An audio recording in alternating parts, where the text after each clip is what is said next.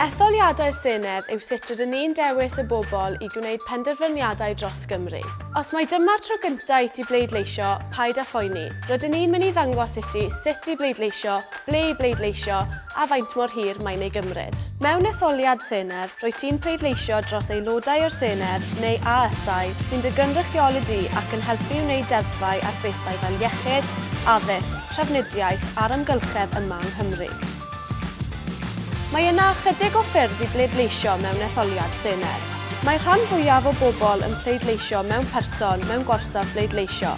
Ddim yn siŵr ble mae dy orsaf bleidleisio, mae'n hawdd i ddarganfod. Chwilia am dod o hyd i fy ngorsaf bleidleisio Cymru neu edrych ar wefan dy awdurdod lleol. Rhod y god post i mewn a bydd yn dweud wrtho ti'n union ble i fynd a pryd mae e ar agor. Gorsafoedd pleidleisio fel arfer yn agos iawn. Ysgolion, canolfannau cymunedol neu neuaddau pentref. Pan fyddi di'n cyrraedd, bydd y staff yn gofyn am dy enw ac i weld dy gerdyn bleidleisio. Yna, byddwn nhw'n rhoi dy bapur pleidleisio ar gyfer Etholiad y Senedd ac yn esbonio beth i'w wneud os wyt ti angen help.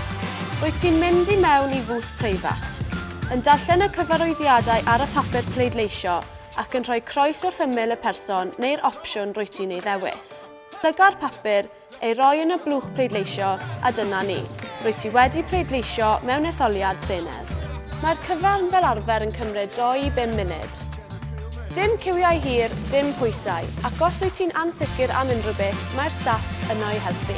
Mae'r Senedd yn gwneud penderfyniadau sy'n effeithio ar fywyd bob dydd yng Nghymru, o'r gwasanaeth iechyd ac ysgolion i fysiau a gweithredu ar yr hinsawdd. Pleidleisio yw sut rwyt ti'n gwneud yn siŵr bod dy lais di'n gael ei glywed.